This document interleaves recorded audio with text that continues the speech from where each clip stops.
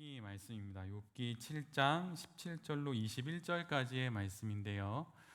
한 절씩 교독했으면 좋겠습니다. 욥기 7장 17절로 21절까지의 말씀 한 절씩 교독하고 마지막 절은 같이 보도록 하겠습니다. 제가 먼저 봅니다. 사람이 무엇이기에 주께서 그를 크게 만드사 그에게 마음을 두시고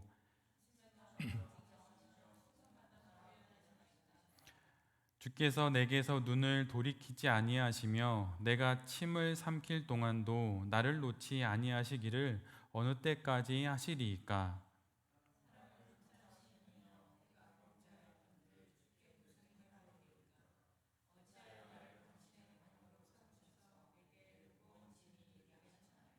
함께 봅니다.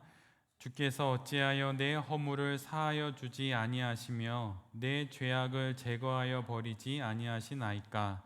내가 이제 흙에 누우리니 주께서 나를 애써 찾으실지라도 내가 남아있지 아니하리이다. 아멘. 오늘은 욥기 7장의 말씀을 갖고 사업이 뭐라고 라고 하는 제목으로 함께 하나님 말씀을 나누도록 하겠습니다. 욥기의 말씀을 쭉 읽다 보면 여러 생각을 하게 되는데, 특별히 오늘 본문은 욥이 이렇게 말하는 것입니다.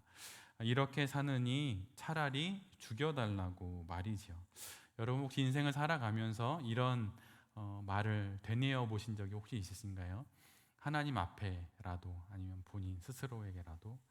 제가 아는 어떤 남자 집사님은 아버님이 고등학교 때 돌아가셨어요. 근데 그분이 상고를 다니셨는데 고등학교 때 아버님이 돌아가시고 간절히 기도했는데 아버지가 돌아가신 거예요.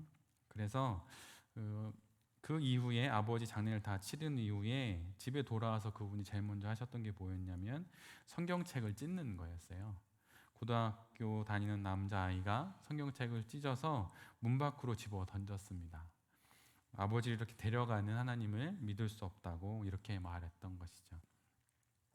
근데 제가 앞에서 말씀드린 것처럼 그분은 집사님이셔요. 나중에 그 이야기를 저에게 해주셨는데 그 시기를 지나 다시 하나님 앞에 나와서 신앙생활을 계속 이어가시는 그런 집사님이 되셨고 성도가 되셨습니다. 근데 욥이 지금 그렇게 하나님 앞에서의 극심한 고통과 또 시련 가운데 차라리 나를 그냥 빨리 데려가 달라고 이렇게 하나님께 말씀드리는 거예요. 욥은 지금껏 자기 자신이 성실하게 모았던 모든 재산을 다 잃어버렸습니다. 눈 떠보니 거지가 된 거예요.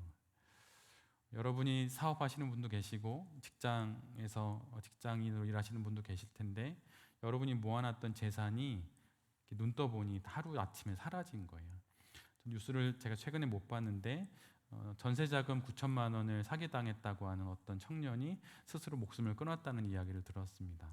여러분 그럴만하다고 생각하나요? 얼마나 그 무거운 그것이 짐이 되었으면 스스로 모든 것보다 중요한 생명을 그렇게 스스로 끊었을까요? 그런데 지금 욥이 그렇게 모든 재산을 잃어버렸어요. 그리고 그뿐만 아니라 자식들도 잃어버렸습니다. 사업을 하다가 파산할 수도 있지요. 수년간 고비고비를 넘겨서 해왔던 사업이 파산할 수도 있고 퇴직금을 모아서 시작한 사업이 반년도 안 돼서 빚더미 위에 올라앉게 될 수도 있겠죠. 어느 회사의 대표라고 하는 그 직함이 은행 부채를 갚아야 할 채무자의 이름이 될 뿐인 그런 상황을 만날 수도 있어요. 그런데 아무리 힘들어도 자식만 있다면 그러면 그까짓 건 뭐 이렇게 말하면서 폐지를 줍더라도 다시 일을 시작할 수 있고 툴툴 털고 일어날 수도 있을 것입니다. 그런데 아들과 딸을 한날 한시에 모두 잃어버리게 되었어요. 생명은 생명을 기대어서 살아가는 법입니다. 여러분 혹시 이 말씀이 사실 어느 시의 한 구절인데 생명은 생명을 기대어 살아가는 법이라고 하는 이런 말이 있어요.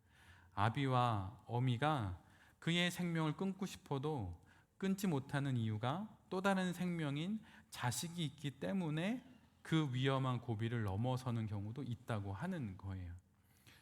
그런데 지금 욥은 그 자식들마저도 잃어버렸습니다. 그 순간 우리는 무엇을 할 수 있을까요? 마음이 무너져도 몸이 성하면 또 어떻게든 추스려 볼 텐데, 지금 욥은 재산도 잃고 자신의 생명을 기대어서라도 살리고 싶은 생명인 자식들마저 잃고 이렇게 있는 상황인데 몸에 질병까지 갖게 되었어요. 마음이 아무리 힘들어도 몸이 건강하면 좀 며칠 지나서 다시 한번 살아볼 수도 있을 터인데 육신에 마저 질병을 갖게 되었습니다. 어느 날 갑자기 자고 일어났더니 환자가 되었어요. 예고도 없이 병만은 찾아왔고 이제 주변의 사람들은 모두 나를 환자라고 부릅니다. 내 이름 앞에 암 환자라고 하는 말이 붙는 순간이 그렇게 내게 찾아온 거예요. 더 이상 나는 이전에 나와 같은 사람일 수 없게 되어 버렸어요. 질병을 갖게 된 바로 그런 사람이 된 것이죠. 질병을 갖게 되면 모든 이들이 겪게 되는 첫 번째 그 마음이 있는데 자기 자신이 너무 낯설게 느껴진다는 거예요. 암입니다. 암 2기가 되었어요. 이렇게 병원에서 진단했는데 그렇게 진단을 받고 다음날 눈 떠서 맞이한 그 아침에 나는 여전히 멀쩡하거든요. 근데 그 내가 사실은 환자라는 것을 받아들이는 과정 속에서 내가 매우 낯설게 느껴집니다. 수십 년 나라고 하는 나의 몸으로 살아왔는데 내가 매우 낯선 사람처럼 느껴져요. 그때 여러분은 어떤 말을 하실 수가 있겠습니까? 앞에서 말씀드린 이 중에 한 가지만이라도 나의 상황이 된다면 극심한 스트레스와 우울, 또 무기력과 패배감으로 정신이 없을 거예요.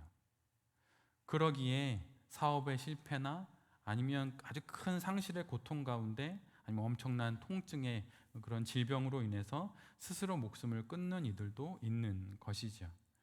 그런데 오늘 본문에 등장하는 욥은 이 모든 것을 한꺼번에 다 겪고 있어요. 신앙생활을 할 때 우리 하나님의 말씀을 나누고 들을 때 우리가 가져야 하는 마음 중에 하나는 그 말씀 앞에 나를 이렇게 거울처럼 거울 앞에 선 사람처럼 나를 비춰보는 거예요. 그래서 정말 내가 만약 그런 상황이라면, 내가 정말 욥이라면 그럼 나는 하나님 앞에 어떻게 서고 어떻게 하나님 앞에 나설 수 있을까? 그 생각을 해보는 것이 사실 신앙 생활입니다. 근데 더더욱 욥이 답답하고 너무 괴로운 것은 이 모든 것에 대한 이유를 알 수 없다는 거예요. 친구들은 자신들의 여러 신앙의 경험과 또 자신의 어떤 사회생활 속에서의 여러 노하우를 들어서 이 상황들을 설명해 줍니다. 그러면서 이렇게 이야기하죠. 너가 죄를 지었기 때문이다. 근데 욥이 그걸 받아들일 수가 없는 거예요.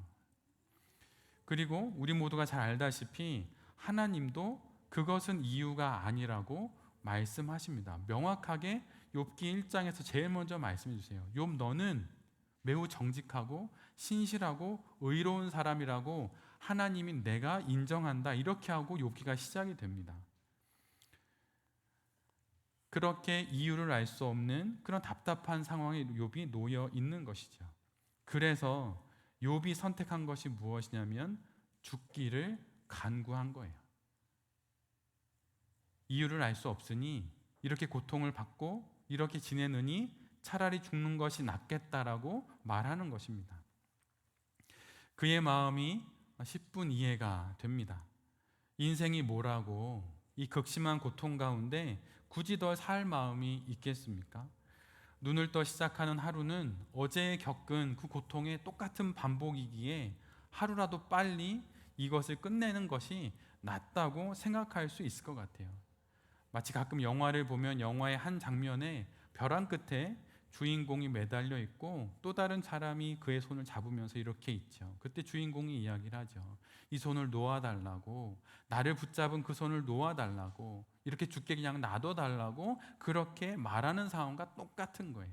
욥이 지금 하나님께 그렇게 말하는 것입니다. 제발 놔달라고, 제발 그 손을 놔달라고 이야기하는 거예요.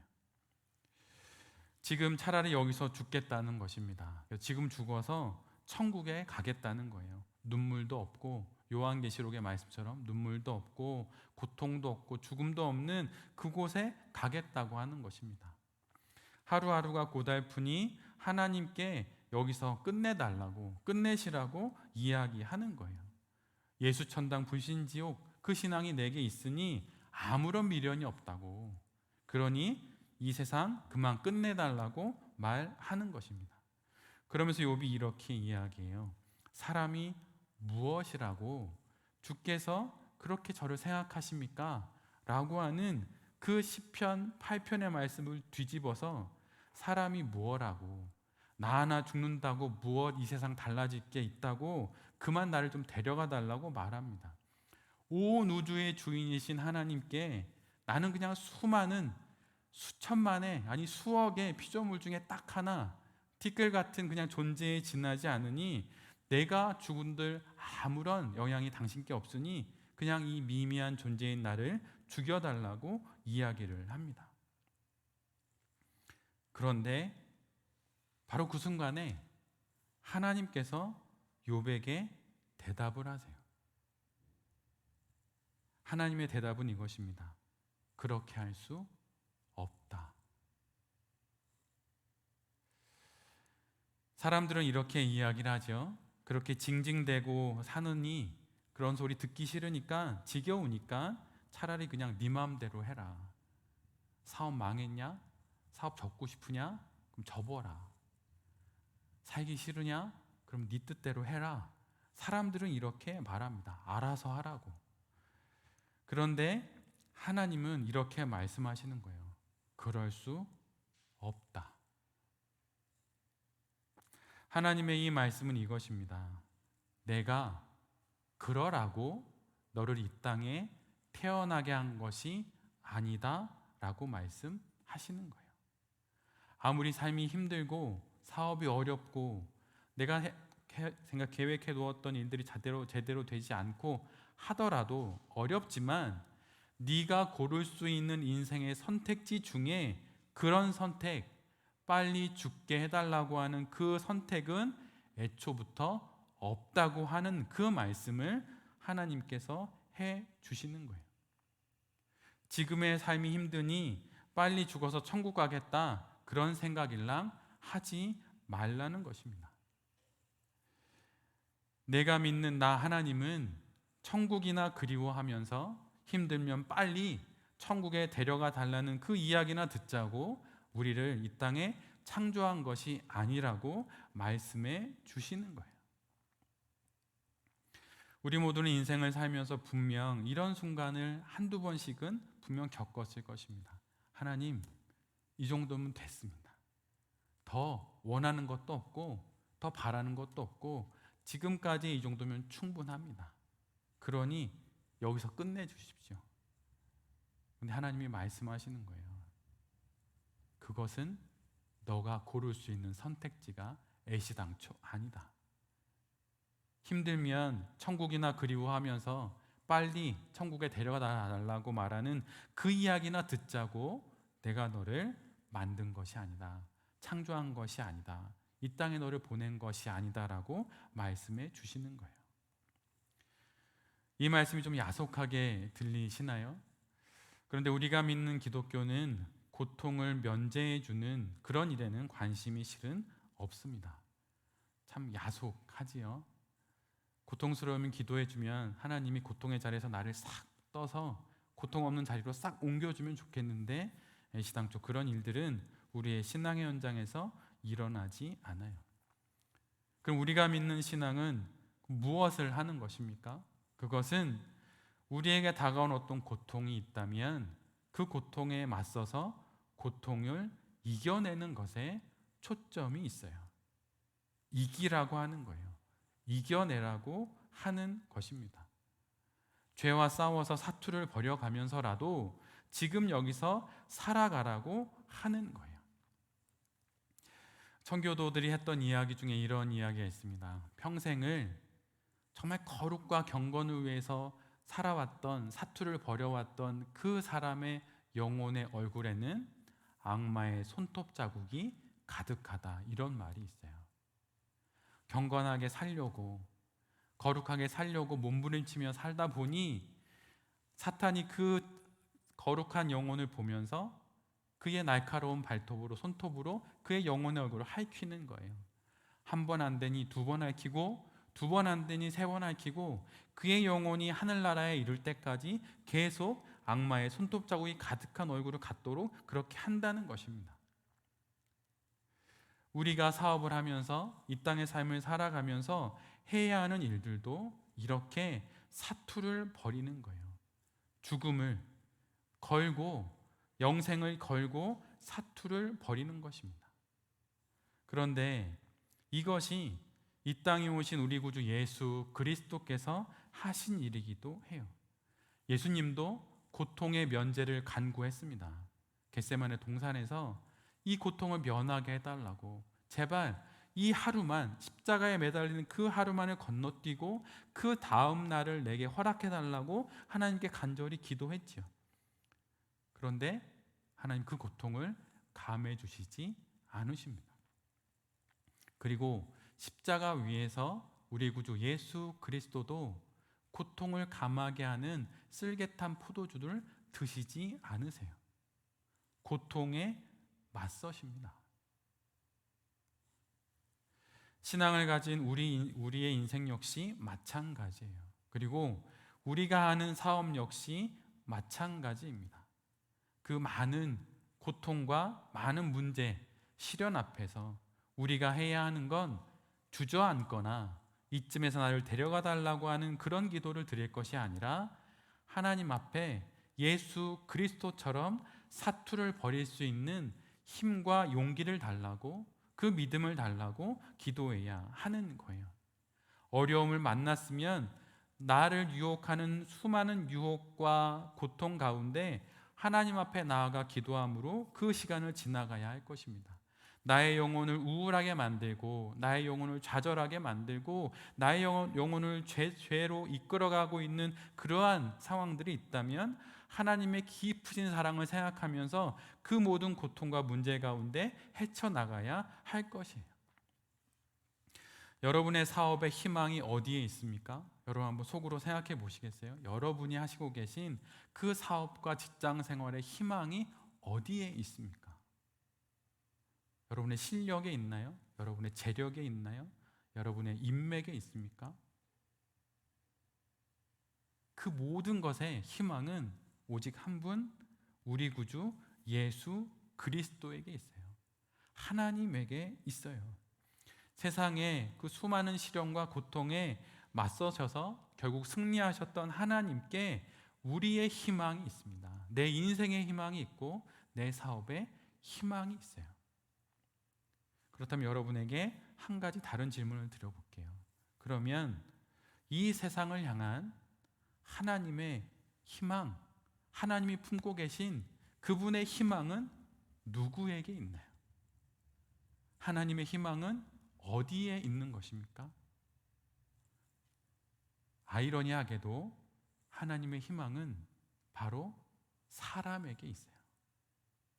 바로 지금도 이 땅에서 만몬이 주인이 되어서, 만몬이 신이 되어서 모든 것을 주관하는 것처럼 보이는 이 세상 속에서 하나님이 주인이고 하나님이 내 사업의 주인이라고 하는 것을 고백하는 사업가인 나에게 하나님의 희망이 있는 거예요.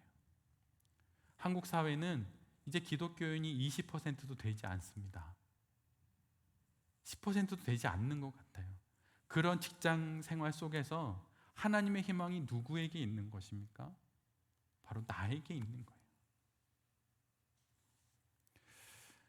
1521년 8월 1일 마틴 루터가 종교개혁의 동지인 멜랑이톤이라고 하는 사람에게 쓴 편지가 있어요.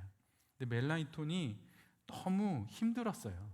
종교개혁을 하는 것도 너무 힘들고 두렵고 겁이 나고. 그런데 그때 마틴 루터가 멜랑이톤에게 쓴 편지에 이렇게 그에게 권면합니다. 용감하게 죄를 짓는 죄인이 되어라. 용감하게 죄를 지어라. 그러나 용감하게 믿어라. 여러분 혹시 어느 목회자가 단위에서 여러분 용감하게 죄를 지으십시오. 용감하게 죄를 짓는 죄인이 되십시오. 이렇게 말한다면 여러분 어떻게 생각하시겠습니까? 근데 마틴 루터가 그렇게 이야기한 거예요. 두려움에 머뭇거리는 친구인 멜라니톤에게 과감하게 종교개혁의 그 옳은 일을 위해서, 하나님의 일을 위해서 실수할 수 있지만 실수를 두려워하지 말고 과감하게 행동하라고 그렇게 이야기했던 것입니다. 때론 이유 모를 상황들에 빠질 수도 있고, 내가 원했던 일은 이쪽이었는데 다른 상황에 내가 발을 디딤으로 실수할 수 있습니다. 근데 실수를 두려워서 아무것도 하지 않느니 차라리 죄를 지으라고 하는 거예요. 용감하게 죄를 지으라고 하는 것입니다. 머뭇거리지 말고 용감하게 믿고 용감하게 실수해서 그게 죄가 된다면 죄를 지어도 괜찮다고 말하는 것이에요. 용감하게 믿으십시오. 그리고 여러분 용감하게 행동하십시오. 그리고 나머지는 선하신 하나님께 맡기고 그렇게 사업을 해야 하는 것입니다. 바로 그러한 마틴 루터와 그의 권면을 들었던 멜라니톤이 있었기 때문에 500년 전에 종교개혁이 일어날 수 있었던 거예요. 그리고 400년 뒤 보네퍼라고 하는 그 사람이 이 마틴 루터의 이 말을 그대로 받아서 이렇게 이야기를 했습니다. 거짓 구원자인 히틀러의 압제 속에서 젊은 목회자인 보네퍼는 이렇게 이야기해요. 하나님 없이 하나님 앞에서. 하나님이 없습니다. 그런데 하나님 앞에서 사십시오. 이런 이야기예요. 이 말이 무슨 뜻인 것입니까?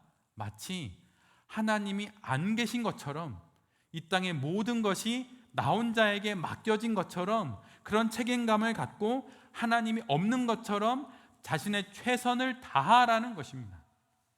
그리고 그 상황 속에서 하나님을 바라보라고 하는 거예요. 하나님을 핑계 삼아서 손 놓고 아무것도 하지 않는 것이 아니라 하나님의 모든 기대와 하나님의 모든 희망이 나에게만 있는 것처럼, 나에게 맡겨진 것처럼 알고 하나님 없이 그렇게 용기 있게 루터의 말처럼 죄를 짓는 실수를 하더라도 하라는 것입니다. 해야 변화되기 때문이에요. 그리고 나머지는 하나님께 맡기라는 것입니다. 하나님 없이 하나님 앞에서 바로 이것으로 보네퍼는 히틀러, 그 나치에게 맞서게 되었던 것이죠. 혹시 지금 여러분이 경영하고 있는 사업의 흥망성쇠로 우리의 인생이, 나의 인생이 끝난 것처럼 느껴지십니까? 여러분, 그런데 하나님이 명확하게 말씀하시는 거예요. 그것으로 우리의 인생이 끝나지 않는다고 말이에요. 그리고 그것으로 우리의 사업이 결정되지도 않습니다. 여러분, 당당히 또한 용감하게 하나님을 믿으십시오. 그 믿음을 위해 수요일 날 이 자리가 하나님의 손에 의해서 우리에게 마련된 것이에요. 이 자리가 결코 하찮은 자리가 아닙니다. 이 자리에 나와서 예배드리는 그 믿음을 하나님께서 용기 있는 믿음으로 여기시고 그의 사업 가운데 동행해 주시는 거예요. 사업에 흥망성쇠가 있을 수 있습니다. 다 있어요. 그런 게 없는 사업은 없습니다. 근데 그것으로 우리의 인생이 끝나거나 우리의 인생이 결정되지 않습니다. 과감하게 사업하십시오. 그것보다 먼저 더 과감하고 더 용기 있게 여러분 믿으십시오. 그래서 나중에 천국에 가서 하나님께서 그때 왜 그것 안 했냐? 뭐가 두렵다고? 뭐가 겁난다고? 왜 그걸 안 했냐? 라고 물으시는 일들이 적은 그런 믿음의 사람들이 우리 모두가 되었으면 좋겠습니다. 사업의 어려움 가운데 절망하지 마십시오. 그 흥망성쇠를 통하여서 결국은 우리는 더 큰 믿음을 갖게 될 것이고, 그 모든 일들을 통하여서 하나님께서 원하시는 그분의 일들이 나의 사업을 통해, 나의 인생을 통해 반드시 이루어질 것입니다. 사업이 뭐라고 그것 때문에 우리의 인생이 하찮은 것이 되겠습니까? 직장 생활이 뭐라고, 그런 거 아무것도 아닙니다. 하나님을 향한 더 큰 믿음을 갖고 과감하게 다시 또 한번 용기를 내어서 사업을 해나가시고, 또 직장생활 해나가시는 여기 계신 모든 대표님들과 또한 저도 그렇게 목회해 나가는 제 자신이 될 수 있기를 간절히 기도드립니다. 아멘.